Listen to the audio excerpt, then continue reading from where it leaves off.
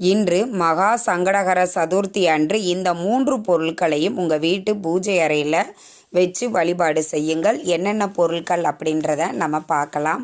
முதல்ல பார்த்தீங்கன்னா, இன்று வியாழக்கிழமையோடு வருகிறது. அதனால் வெள்ளை கொண்டக்கடலை கண்டிப்பாக வாங்கணுங்க. உங்கள் வசதிகளுக்கு ஏற்ப கூட்டியோ குறைவாகவோ வாங்கிக்கோங்க. ராகு பகவானுக்கு உகந்த உளுத்தம் பருப்பு, கேது பகவானுக்குரிய கொள்ளுப்பருப்பு, விரலி மஞ்சள், இந்த 4 பொருட்களையும் வாங்கி உங்கள் பூஜை அறையில் வச்சு நீங்கள் வழிபாடு செய்யுங்கள்.